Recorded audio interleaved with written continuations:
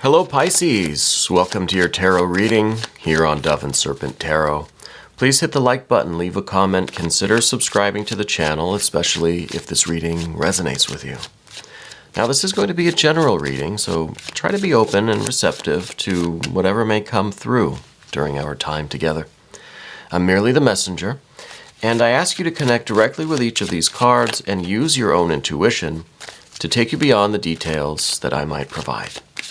And remember, Pisces, that the most important part of any tarot reading is you. And the Lover's card. Wow, beautiful, wonderful energy to begin with, right? Let's just leave it at that. Everything that you want, you're going to get. But we're going to put that into some context. We're going to use our Dove and Serpent spread. Oh, wow. Wow, this is really nice. I just kind of want to leave it here. As always, if there's anything you need me to pray over, meditate upon, send positive energy toward, please let me know. Finishing the Path of the Serpent here. Yeah, we've got to put out our Path of the Serpent. And yeah, that, shows some other different kind of energies, but I'm very happy with what we have on the Path of the Dove here. Let's select our mystery card, bonus card, confirmation card. We're going to use the Smith-Waite deck. And this little card, we're just going to select it random. We're going to leave it over here, frog on top. We're not going to look at that until the very end. And hopefully that will tie everything together, give us the confirmation that we need. Yes. So we've got major, major, major. We've got a lot of air here. We've got some earth and some fire, more air, and a little bit of water. Now, the water is in the position of what we don't want. That's interesting. So that's going to be pretty serious when we get there. Okay. But first, let's talk about this Lover's card. You are going to be receiving the clarity that you need. You're going to get the answer to this dilemma. You're going to know exactly what decision to make. You're going to know exactly which door out of all the doors, which person out of all the people, which path out of all the paths is yours, right? You're going to know which direction you're going and what you're uniting with. You're going to see a clear picture of your future, of your goal, and you're going to commit to it, okay? This card's sometimes talking about a relationship with another person. Right? I think that other person in your life is the magician, okay? I think that you are having this kind of spiritual wedding, this alchemical union with your own creative power, with your own inner magician, Mercury energy, okay? You're marrying yourself to the idea that you can create your own reality. And this is because you have that certainty. You get that clarity over your decisions, over your path, where you're going, your direction in life. This is really, really awesome. Let's look at this other energy here for a minute, okay? We see in the recent past, chaos, not clarity, right? This is a lot of castles in the air that never materialize. This is the realization that what we've tried in the past just doesn't work. We've committed to other things. We've set out on different journeys, different paths. We've gone in different directions. Nothing really worked. Everything just kind of didn't amount to anything. Fell apart. Maybe we lost interest. Maybe we just didn't vibe with it. A lot of castles in the air. And those kinds of things did not materialize. And what we're really looking for is the path that's going to stick. Our commitment to something that's going to last, and we're going to follow through, and it's going to be perfect. Perfect marriage, perfect union. We could be looking for that in a romantic partner. Yes, the Lover's card sometimes represents, romantic relationships. So it could be. Even if it is, I think the higher purpose, the more lofty interpretation of this energy is that it is uniting you with your inner magician, right? Even if we're talking about you're going to be involved in a relationship with another person, it's because your union, your choices, what you're choosing to do with your life People, places, things, the direction that you're going, the way you're expressing yourself, the ideas that you're exploring. All of that is related to your ability to create your reality, right? To attain the future that you're looking for, that is meant for you. So it's this perfect union. So you maybe you're choosing a relationship with a certain somebody. Maybe they're an air sign, could be. But that choice is part of a series of choices now that you're going to have to make to get to your goals, okay? To get to your future. So we see this Ten of Swords in the back, and it's confusion, it's chaos, it's castles in the air, it's nothing materializing. What we see at the top here, though, is a Six of Swords. This is clarity. This is now certainty. This is crystal clear thinking. This is a very well-established plan of action. This is you knowing for certain which choices you're going to need to make and in what kind of order. This is you really having this like beautiful mind experience, right? Everything just connects. Everything's balanced and harmonious. There are no doubts. There are no questions. These are the blueprints for that castle that is materializing here. Knight of Discs. It's not a castle in the air anymore. Now, it's a castle on a very stable foundation. Okay, it's a castle here on bedrock that's going to last. You're building it the proper way. You've got no doubts about where you're going, what you're doing. Okay, and it's all centered around this Lover's card. So it really is something that's meant for you. It's something that you feel so passionately about. It's something that you feel is your destiny. It's the perfect union. You're coming together with the one thing that's for you. And yes, that thing is going to involve a lot of little choices. Choices in relationships, choices in activities, and all of that sort of stuff. What we see as kind of part of this foundation is this Fool energy. So this, I think, is kind of your wanderlust, right? This is your every idea that you've ever explored. A lot of them became castles in the air. You know what? The Fool is pure air energy. So the Fool doesn't know anything other than castles in the air. Everything it does is just in the air, not necessarily materializing, right? If it does materialize, it's not through its efforts, not through any choice that the Fool has made, because the Fool is just out there, drawing, drawing things in the clouds or whatever. Just it's nothing concrete. Doesn't have any desire or doesn't have the awareness of self even to know that it wants something concrete. This is just pure exploration for its own sake. This is exploring every avenue, every pathway, every tree, looking under every rock, right? This is exploring every little wave that comes by. Just because. No reason, right? This is pure air, but it's no reason, it's no mind. It's not self-consciousness, doesn't have awareness of self.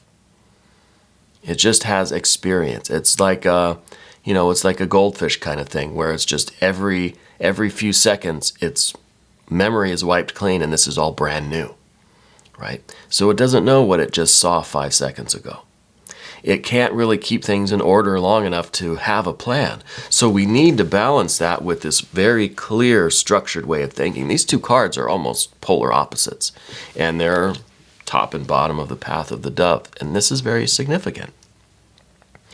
Because I think what has been lacking in your life, we've been a lot of this kind of wanderlust Fool energy.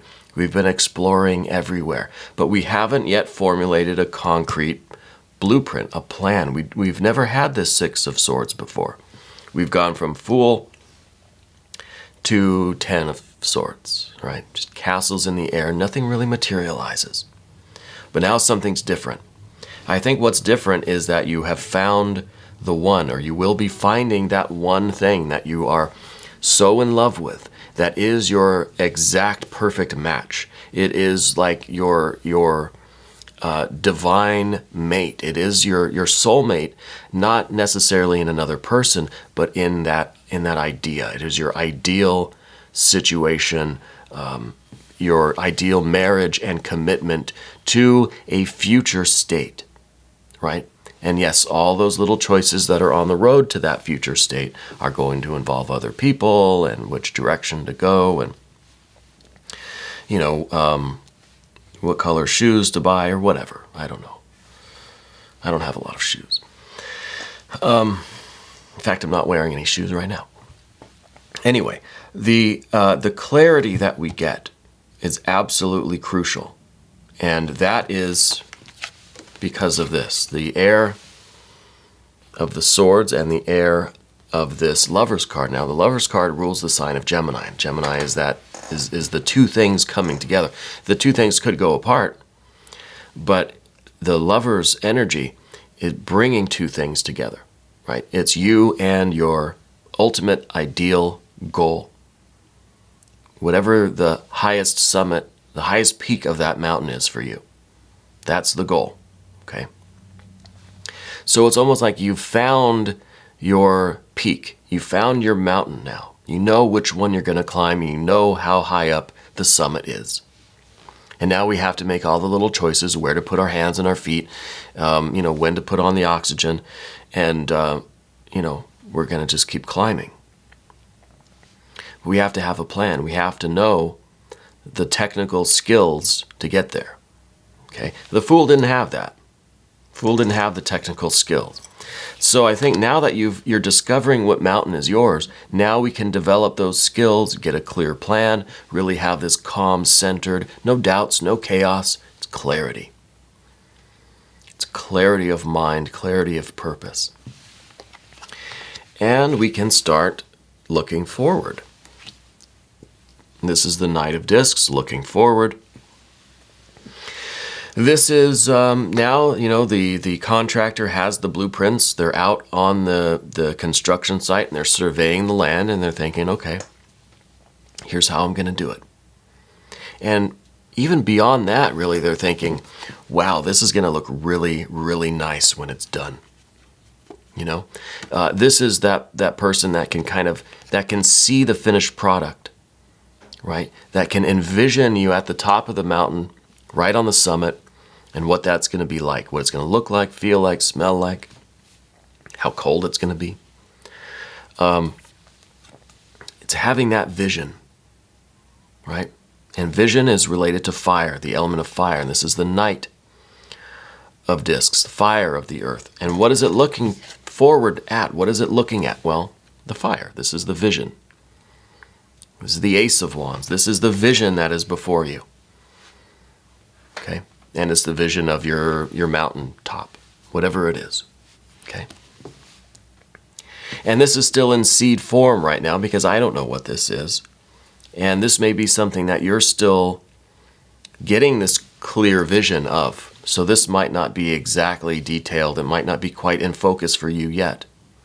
But you're getting that energy now, that Lover's energy. You're discovering what this mountain is and where its summit is, and it's slowly coming into focus. And you're getting the inspiration for that. This is what you're seeing. This is the vision that's before you, okay?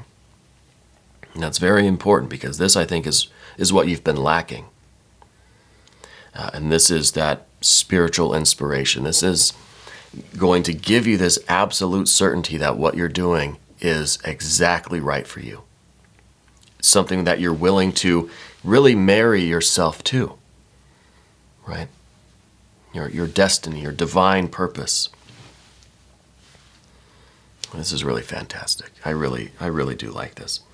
Now, we've got some energy over here on the path of the serpent to deal with.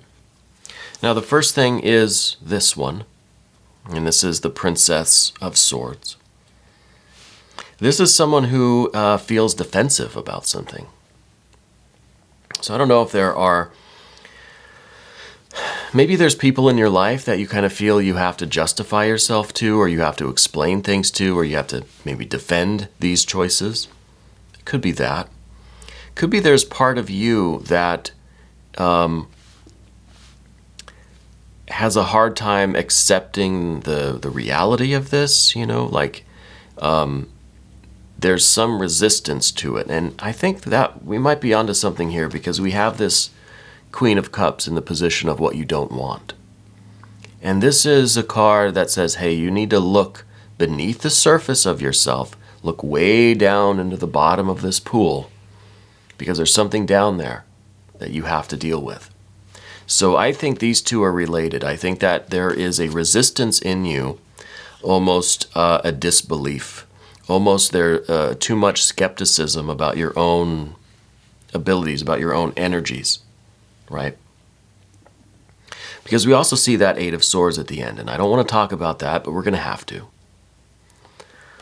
So I feel that there is a reluctance to really look deep within and find out what this lingering issue is. What is the fish that's way at the bottom of this pool, Pisces? Because that is creating in you this over-skepticism, this kind of hyper-skepticism, this distrust, disbelief in yourself, okay? And I think that's why the first words that came out of my mouth were, you're marrying yourself to your Mercury energy. This is the confidence that you can create. Mercury is not skeptical. Mercury knows that it can create anything it wants. Real or unreal, whatever it can imagine, it can create. Okay, but you're kind of blocking this a little bit with some of this air and water, some of this skepticism, some of this distrust and disbelief. So we have to do this water work here. I think this is really the crucial thing, and that's why the path of the serpent, it's kind of, it may be all fun and games on the path of the dove, but when we get to the path of the serpent, this is the serious work. Okay, this is what we need to do to manifest this. And we need to get to the bottom of this lake, this pool. We need to find that fish. And that hopefully will remedy some of this air energy. So we've got the Eight of Swords and that Princess of Swords. So there's just too much analysis. Maybe there's too much, we get ourselves kind of intentionally tangled up in our thoughts because of this disbelief, because maybe we feel some sort of clarity and then we start to second guess it and doubt it. We start to distrust it. We're suspicious of ourselves, right? Or of our intentions or of our plans. We don't have faith in ourselves even. So we have to get out of this air energy. In order to do that, I really feel the answer is down there in that pool. What is going on deep within you that we need to deal with? What is that fish that's at the bottom of that pool that we've just been letting it swim around down there? We've got to find it, and we've got to talk to it, at least.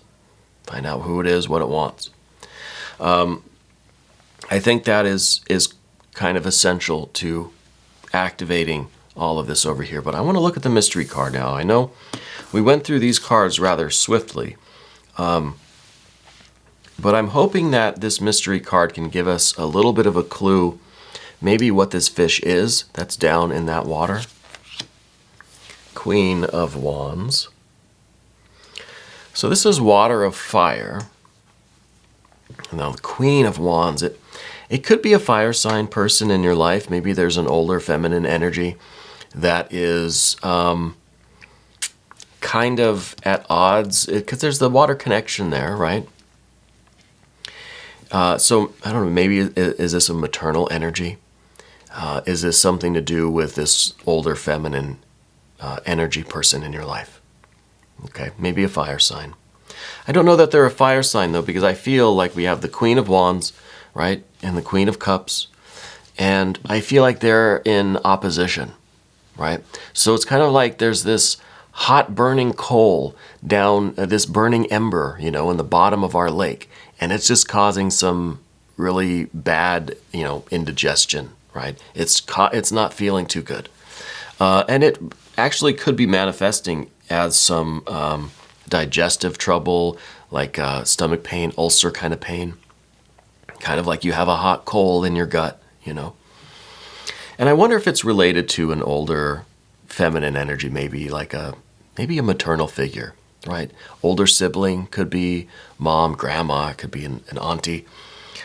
I don't know if there's an issue with something there, okay? But I feel like there's a person here that is in some way involved in what this fish is down here in this water, okay? And that's something that we definitely have to deal with. And maybe we can get some clarity on that card. What I want to do now is look at the I Ching. I'm going to select a hexagram. These are the I Ching cards. There are 64 hexagrams representing the wisdom of the ancient Chinese sages and their connection with spirit. And I know this is not the traditional way of casting a hexagram, but I'm going to do it anyway. I don't think I have time to do a full, yarrow stalk creation of a hexagram. I don't think anyone would want to watch that. So we're going to do it this way. And I just want to see if we can get any kind of clarity about this water energy, or what this fish is, what this hot burning ember is down in that water that is inhibiting us from really activating the path of the dove over here. Okay? So that's my intention with the I Ching, and we'll just see what its response is. 11. Flow. Flow. The small goes, the great comes. Good fortune, creating success. Well, that's pretty good. Pretty simple, right? We've got 2 trigrams, right? The 3 lines on the bottom represent heaven. The 3 lines at the top represent earth. This is our work, our physical existence, our life, right? Our physical horizontal world being supported by spirit, right? The 3 on the bottom, that represents heaven, or the creative, or the dynamic. It's that fiery creative energy, right? God, goddess, deity. And that is what is supporting us, right? Because the earth tends to go down, the heaven tends to go up, so they're meeting. Heaven is supporting us, lifting us up, raising us up.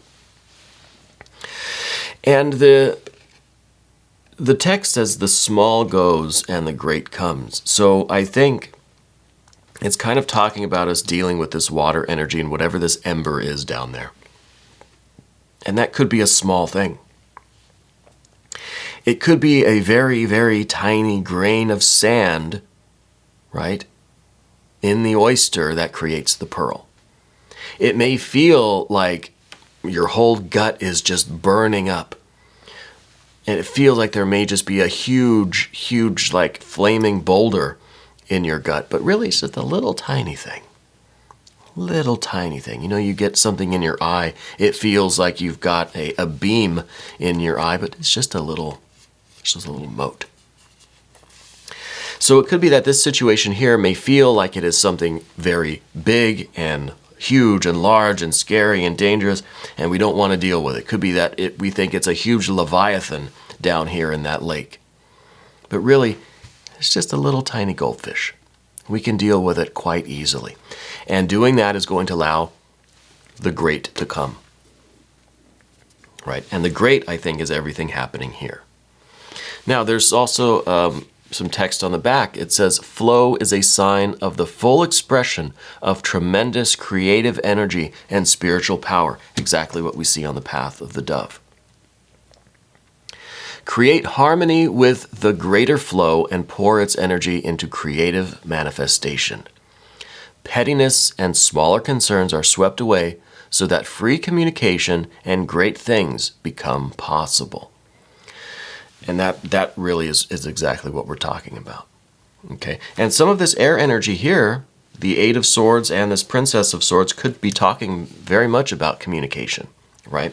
And it says, free communication and great things become possible. So sweeping away what's of really minor concern in the grand scheme of things, getting rid of that to maybe open up the communication between you and this magician energy, or communication with whoever this Queen of Wands is, right? It could be talking about that. And the question it says is, how will you work with this extraordinary potential? Yeah. What is the vision? What are you seeing before you? How can you channel the flow of energy to create harmony? So we need to take all the potential here and use it to really kind of harmonize everything on the path of the serpent, right? Because we see the kind of things are kind of bubbling up around over here. We gotta figure this stuff out and smooth this side of things, right? So I really love the I Ching. Let me know what you think of me using these cards in my tarot readings. To me, they always add a kind of new level of meaning, a new dynamic to the readings. I've been doing these once in a while, and I really like them. Let me know what you think. We're going to also do an extended, okay? And if you would like to stick around for that, just click up there. That'll give you access to all of the extended readings, not just for Pisces, but for all of the zodiac signs. It's a great way to support the channel, too. We do 3 cards, 5 or 10 minutes long. I really appreciate the memberships. But I'm happy that you're here, right? Just you being here and watching this reading is extremely supportive, and I really am thankful for you being here. Thank you for letting me read for you. Thank you for being the most important part of Dove and Serpent Tarot.